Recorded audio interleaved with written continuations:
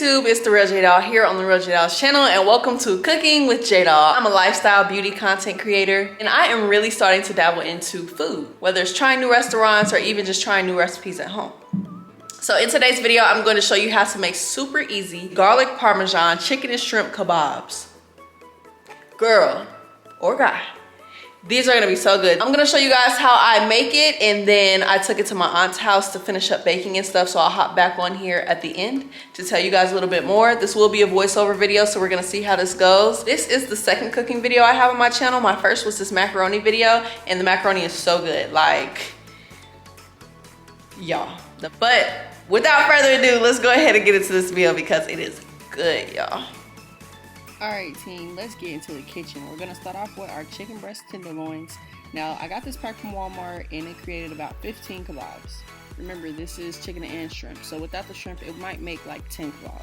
Now let's cut them into these pieces. Make sure they're big enough, but also small enough to fit on the kebab and not be too bulky. Anything that doesn't look good, cut it off. We can't have anybody saying that your kebabs got them sick now, can we? Now that they're cut, let's season them. I'm going to take some Montreal chicken seasoning. I'm going to take some smoked paprika. Then I'm going to go in with a little bit of chili powder on top.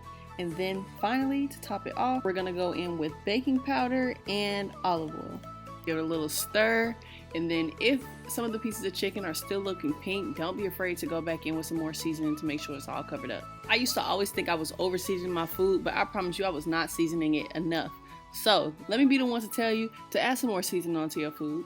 I promise you it'll be okay. But next, let's go ahead and move on to the shrimp. I've already unthawed my pre-cooked shrimp. Now we're gonna season it. If you use raw shrimp, kudos to you, you're a real chef. And I'm still a real chef too, but let's not get too much into that. Okay, so next, seasoning the shrimp. We're gonna go in with that good old bay, some smoked paprika, and some garlic powder. It doesn't take too much to season shrimp. Now, shrimp you can over season. Forget what I just said about, seasoning before. Shrimp and seafood, like, you definitely can over season that pretty quickly. So not too much on that, and just stir it up until it's all coated. Now, while the chicken and the shrimp is soaking in that good seasoning, let's go ahead and make the butter garlic sauce. Preheat the oven to 350 degrees Fahrenheit. Cut the head off of 2 garlic cloves. You're gonna learn quickly that we season everything here. So go ahead and get some more olive oil. Pour that on both the garlic cloves. Then we're gonna season it with black pepper, chili powder, Italian seasoning, and lawrys seasoning salt, honey. We are using real garlic cloves because we're real chefs over here, but I understand not having the time or the patience to do so. So feel free to use minced garlic, season it up a little bit, and use that. It's okay, but let's go ahead and pop that in the oven. Oopsies, I just realized that I never showed you guys this clip from earlier. This was me peeling my shrimp after it was already defrosted. And I just wanted to show you guys because some people might not know like the real technique on how to appropriately peel shrimp.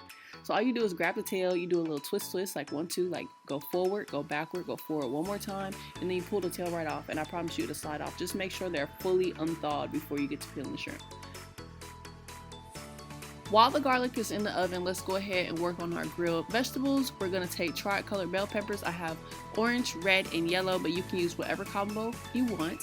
And then I also have sweet onions. Now I already used it a little bit, so not too much, because I can't use everything fresh for the video. I'm sorry. Oh, look at Chef Jay. She's so cute. And thank you to my Aunt Doris or my cousin Reese. I forgot who got me this apron, but I've been wanting an apron for a long time, and real chefs have aprons, so I finally got me an apron. So I can be a real chef and be on camera.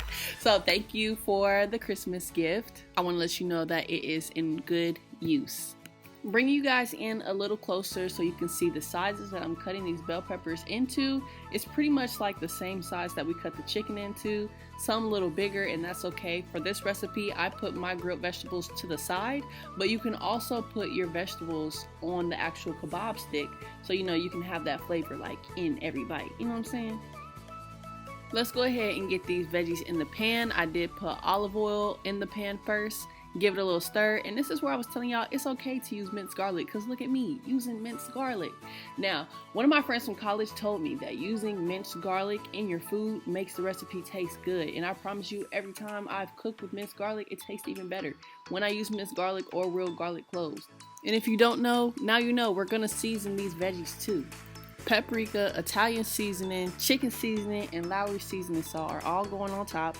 If you want to add a little kick to it, add some Slap Your Mama in there, but I don't like mine too spicy. This is my preferred seasoning blend for the day, but feel free to use whatever you want because guess who's eating it? You, not me. Out onto the butter garlic sauce.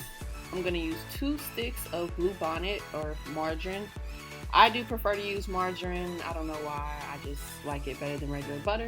And then we're going to go ahead and melt it. I had it up too high. Make sure you have it on low heat. Then we're going to go ahead and take that garlic out of the oven. It's been in there for about 30 minutes now. So we're going to take that and then we're going to squeeze out like the actual garlic cloves into the sauce. Make sure you're not getting like, you know, the actual shell of the garlic in there, but just go ahead and squeeze it out. It should come out pretty easy. Now we're going to season it with lawrys seasoning salt and then some Creole Cajun seasoning. We're going to take a fork and then just, you know, mash up the garlic so it can be minced. Then we're going to go in with some Parmesan and we're going to put that on top. So here we go. We got the Parmesan Cajun blend going on. You know, it's going to taste real good. Last couple ingredients here. Let's go ahead and get some cilantro and cut it up. We don't want these big chunky leaves in there, so we're just going to take a knife and break them up. I don't know an easier way to cut cilantro though. Like, this is very frustrating, honestly, truly. And one more thing about cilantro. Well, actually 2 more things about cilantro. One, I just found that cilantro started with a C, not an S. So, learning there. And then the last thing is, what else do y'all use cilantro for? I know some people put it in rice and like some Mexican dishes, but I want to know what else I can use cilantro for because I always get, you know, a bunch of cilantro and then I only use it for one recipe and then I have nothing else to use it for. So then I end up wasting it. So let me know what else you use cilantro for down in the comments below. Yes, I'm seasoning again, but at this point, are you surprised? Finally, we're gonna go in with light mayo. I put some of the sauce aside before I added the light mayo in because my mom has an egg allergy, so I had to make sure she was taken care of. So I just did that sauce without that on her kebabs and they tasted just fine. So don't think you need to add it in if you can't have it. Here comes the fun but tedious part. We're gonna go ahead and stack our skewers. I didn't do this in any particular order, really. I just did chicken, then I did shrimp, then I added a few pieces of chicken in the middle, then I added another piece of shrimp, and then after that, I put one more piece of chicken on the end, and that was pretty much my order on how I stacked the kebabs. Now I did that, and it made 15 kebabs.